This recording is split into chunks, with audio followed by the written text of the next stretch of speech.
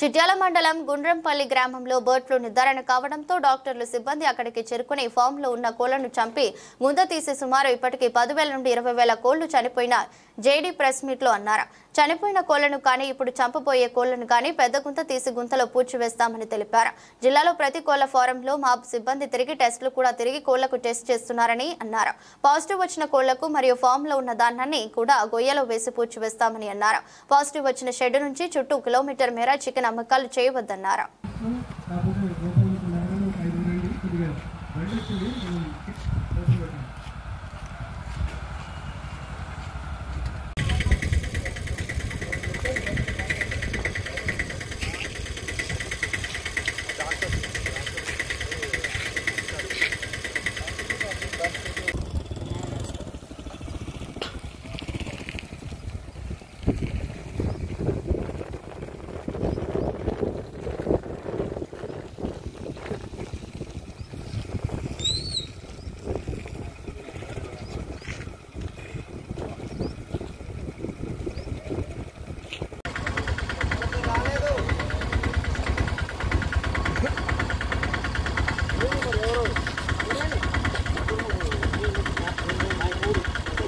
అల్లుడు, అరే అంజీ, నువ్వు ఏం చేస్తావంట?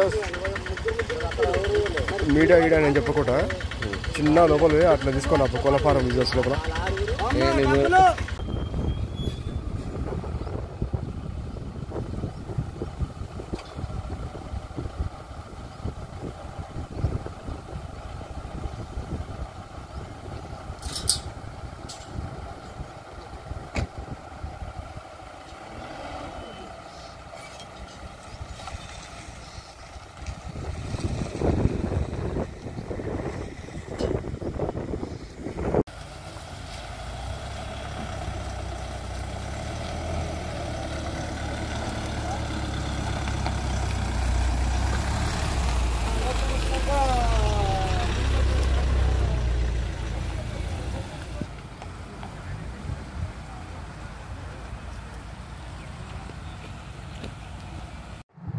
నల్గొండ జిల్లా చిట్యాల మండలం గుండ్రంపల్లి గ్రామంలో ఏవియన్ ఇన్ఫ్లుయెన్జా సర్వైవలెన్స్లో భాగంగా ప్రతి ఫార్మర్ దగ్గర కూడా విజిట్ చేయడం జరుగుతూ ఉంది.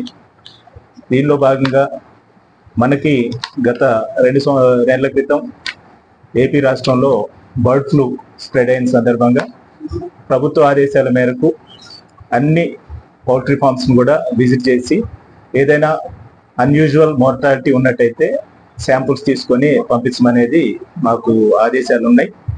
ఆదేశాల్లో భాగంగానే ఇక్కడ గుండ్రంపల్లిలో శాంపుల్ కలెక్ట్ చేయడానికి వెళ్ళినప్పుడు అక్కడ బర్డ్స్ అన్యూజువల్గా చనిపోయి ఉండటం జరిగింది. దాన్ని పురస్కరించుకొని మేము శాంపుల్స్ సేకరించడం జరిగింది. డెడ్ బర్డ్స్ని 5, అట్లనే క్లోయికల్ స్వాబ్స్, ట్రేకియల్ స్వాబ్స్ తీసుకొని మేము హైదరాబాద్కు పంపించడం జరిగింది. హైదరాబాద్ నుంచి ఆ శాంపుల్స్ అక్కడ మనకి పాజిటివ్ రావటం జరిగింది. H5N1 virus, highly pathogenic avian influenza virus మనకి పాజిటివ్ రావటం జరిగింది.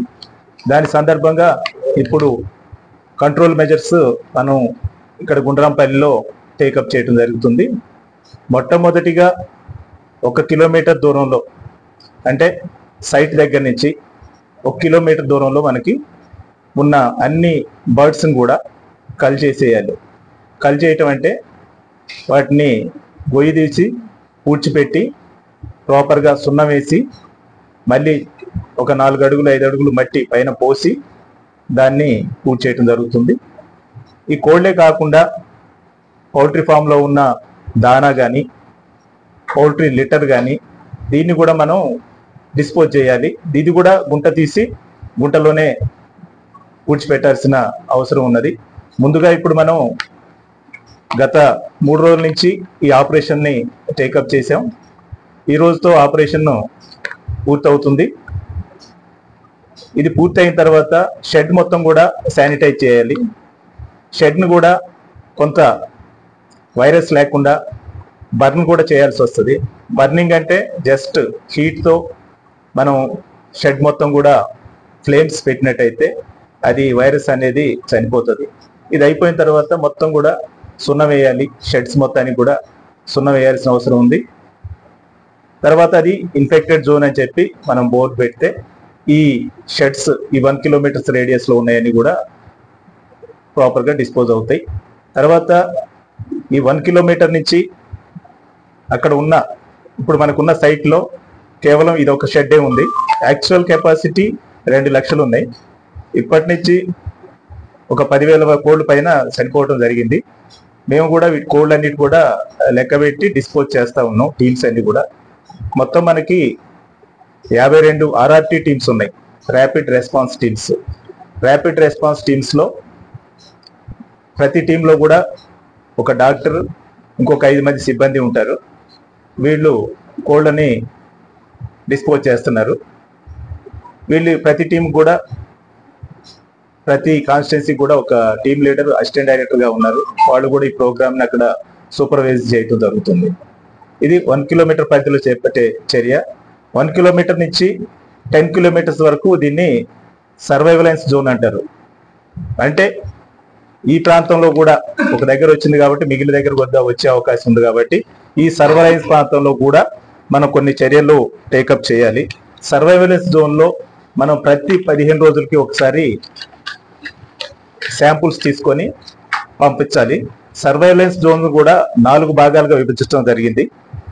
4 భాగాల్లో కూడా ఇప్పుడు మనకి 3 కిలోమీటర్ రేడియస్లో ఒకటి, ఇప్పుడు మనకి 3 కిలోమీటర్స్ రేడియస్లో వచ్చేటప్పటికి ఏపూరు, పేరేపల్లి అనే విలేజెస్ 2 కూడా 3 కిలోమీటర్స్ రేడియస్లో ఉన్నాయి. 6 కిలోమీటర్స్ రేడియస్లో ఆరిగూడెం, కాటేరు, పంతంగి ఈ విలేజెస్ ఉన్నాయి. ఇది Q1. Q2లో వచ్చేటప్పటికి సుంకాయనపల్లి, గుండ్లబావి ఈ 2 ఉన్నాయి, చిట్యాల మండలం అండ్ చౌటుప్పల్ మండలంలో. 6 కిలోమీటర్స్లో అంకిరెడ్డిగూడెం, చౌటుప్పల్ మండలంలో ఉండటం జరిగింది. Q3లోకి వచ్చేటప్పటికి చిట్యాల మండలంలో పెట్టంపల్లి 6 కిలోమీటర్ రేడియస్లో ఉంది. బొంగోని చెరువు 6 కిలోమీటర్ రేడియస్లో ఉంది. అదేవిధంగా 10 కిలోమీటర్స్ రేడియస్లో వచ్చేటప్పటికి మునుగోడు మండలం కిష్టాపురం ఉంది, చిట్యాల మండలం ఆరిగూడెం ఉన్నది. Q4కి వచ్చేటప్పటికి వెలిమినేడు ఉన్నది, రావణపేట మండలంలో సర్నేనిగూడెం ఉన్నది. 10 కిలోమీటర్స్ రేడియస్లో చిట్యాల మండలంలో పెదకాపర్తి ఉన్నది, రావణపేట మండలంలో